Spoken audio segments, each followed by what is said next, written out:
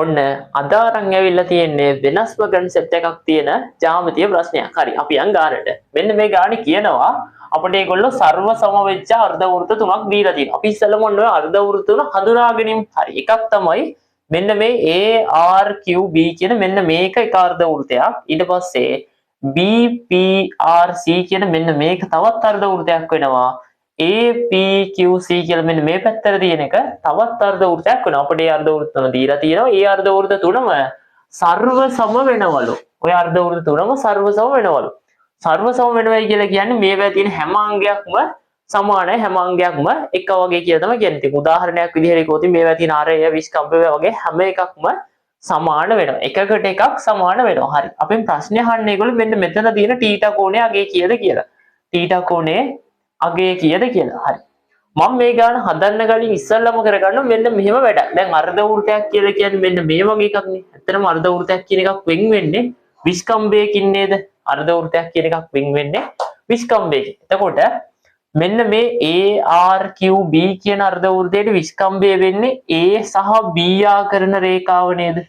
A සහ B ආකරණ රේඛාව.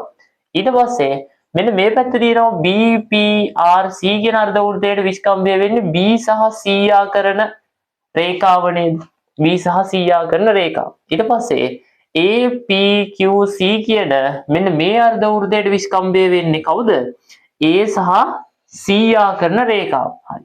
අපි දන්නේම නේද දැන් මෙන්න මේ වගේ ත්‍රිකෝණයක් නේද හැදිලා තියෙන්නේ. මෙතන A, මෙතන B, මෙතන C. දන්නේම නැතෝ ත්‍රිකෝණයක් තමයි හැදිලා තියෙන්නේ. දැන් අපිට දුන්න අර්ධ වෘත්ත තුන මොන වගේද? සර්ව සම අර්ධ වෘත්ත. එතකොට මේ තුනේම විස්කම්භ මොනව වෙනවද? සමාන වෙනවා. ඒ කියන්නේ මේ AB, BC සහ AC කියන තුනම සමාන. එතකොට මේ හැදිලා තියෙන්නේ සමපාත ත්‍රිකෝණයක් නේද? එතකොට එක කෝණයකගේ කීයද? අංශක 60යි. එතකොට එක කෝණයකගේ අංශක 60යි. හරි. ඔන්න දැන් අපි කෝණ කිහිපයක් හොයාගත්ත හැබැයි අපෙන් අහන්නේ තීටා කෝණය. ඊට පස්සේ බලන්න මෙන්න මේ A සහ APQC කියන ලක්ෂ 4ම දින මෙන්න මේ වෘත්තයේ මත නේද? වෘත්තයේ පරිධිය මත. එතකොට මෙන්න මේ APQC කියන චතුරස්‍රය පාද හතරක් තියෙන රූපයන්නේ. මෙන්න මේ චතුරස්‍රය වෘත්ත චතුරස්‍රයක් වෙනවා. වෘත්ත චතුරස්‍රයක් වෙනවා. අපිට 11 වසරේදී ප්‍රමේයයක් තියෙනවා වෘත්ත චතුරස්‍ර පාඩමේ. වෘත්ත චතුරස්‍රයක සම්මුඛ කෝණ මොනව වෙනවයි කියලාද? පරිපූරක වෙනවා කියලා. මේ කෝණේ මේක B නම් A ධන B සමානයි 180යි. පරිපූරකයි කියලා කියන්නේ කෝණ දෙක එකතු 180ක් වෙන එකනේ.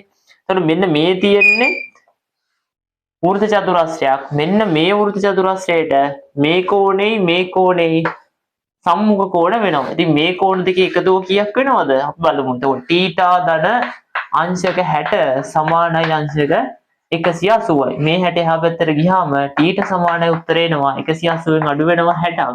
ඊට සමානයි උත්තරේ 120යි කියලා එනවා. ඔන්න අපි තීටා කෝණයගේ හොයාගත්තා.